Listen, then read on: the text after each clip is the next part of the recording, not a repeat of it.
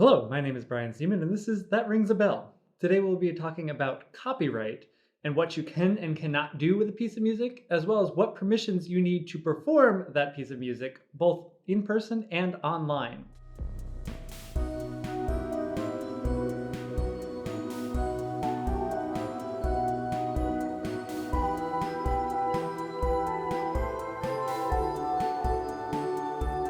So now jumping over to the performance side and what licenses you need to do what kinds of performances. The first license that you will need to do any sort of public performance is a performance license. This includes any type of public performance, whether that is in person or distributed over a digital format. Public performance includes any sort of performance where there is an audience of people from outside the organization.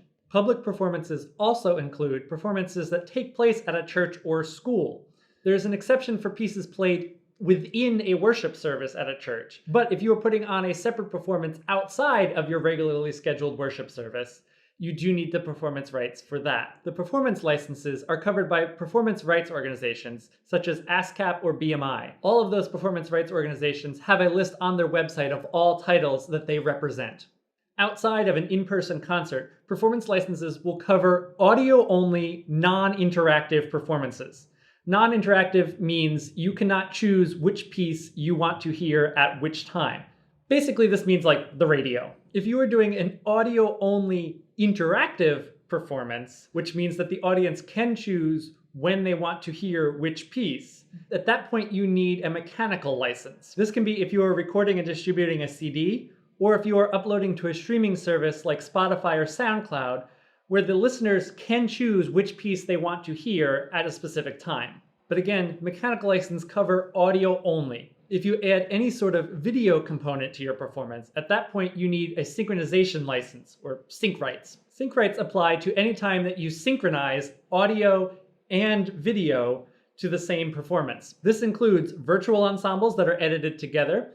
This includes pre-recorded performances that are then streamed at a later time. And this includes live stream video performances. Now, it does not matter for how long or if at all the live stream stays up after the performance. There is no grace period where you do not need the sync license. Most copyright lawyers will advise that you still need the synchronization license even for a one-time live stream that is taken down immediately afterwards. While there is an exception for broadcast TV that you could maybe argue applies to a one-time live stream, unless you have the resources to be able to hire a copyright lawyer to argue that on your behalf, I would say that the best practice is to get the permissions for that live stream performance anyway. With any legal issue like this, it's better to just be on the safe side and make sure that you have those permissions in writing.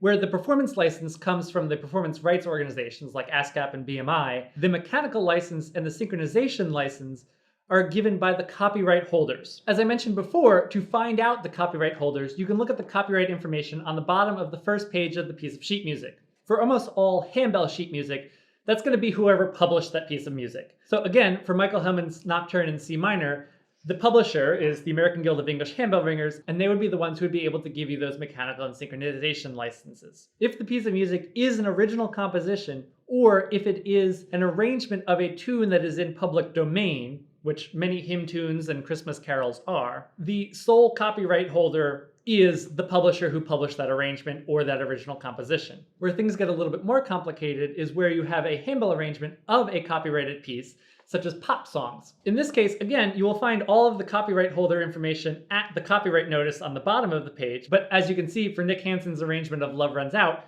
that copyright information section is a lot larger. This is because arrangements of copyrighted tunes have multiple copyright holders. The arrangement itself has a copyright holder, in this case GIA Publications, and the original song has copyright holders itself. In this case, Sony ATV Music Publishing LLC, Velvet Hammer Music, Midnight Miracle Music, and Patriot Games Publishing. All rights on behalf of Sony ATV Music Publishing, Velvet Hammer Music, and Midnight Miracle Music are administered by Sony ATV Music Publishing. All rights on behalf of Patriot Games Publishing are administered by Cobalt Songs Music Publishing. So in order to get the mechanical or sync rights for Nick Hanson's arrangement of Love Runs Out, you will need to get the rights from GIA Publishing, from Sony ATV Music Publishing, and from Cobalt Songs Music Publishing. In most cases with handbell music, however, you can reach out to the publisher of the arrangement, in this case GIA, and they will have the contact information and reach out to get the rights from the other copyright holders as well. The fact that, especially with pop music, there are many different copyright holders is why you need to reach out for every individual piece. So even if you're playing multiple pieces by the same publisher, that doesn't automatically mean that the rights are the same for every one of those pieces. And this is why it's important, if you're going to reach out to a publisher, to list every single piece of music of theirs that you are playing so that they can give you permissions for each individual one. So yes, getting all of the rights for your performances is tedious, and yes, there is a financial component to it. But it's the only way to make sure that the composers and arrangers whose intellectual property you are using are properly compensated for their work. By not getting the rights and saying, I don't need to pay for those, I'm putting this up online, which is good exposure for the publisher and the composer, is the same as somebody coming up to you and saying, hey, I'd like to hire you to play for my wedding. Yeah, no, I'm not going to give you money, but it'd be great exposure for all the guests. Especially now, when the performing arts industry is really struggling financially, please make sure that you are doing everything you can to make sure that all are properly compensated for their work. If you're interested in more information on the copyright and permissions topic, I'm going to put a link in the description down below to 2 different webinars that J.W. Pepper put on in the past couple of weeks. One is a deeper dive into exactly what we talked about today and what rights you need for performances, and the other applies to what rights you need for church services. A quick note about church services. Many churches have CCLI or one license. Any performances outside of that service are not covered under CCLI or one license.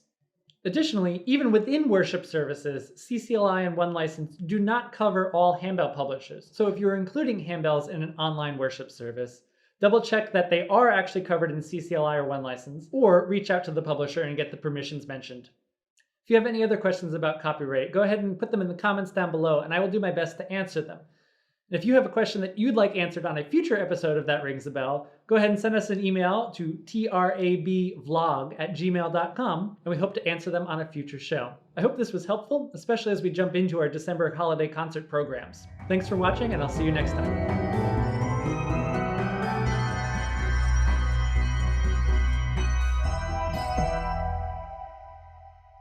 If you buy 12...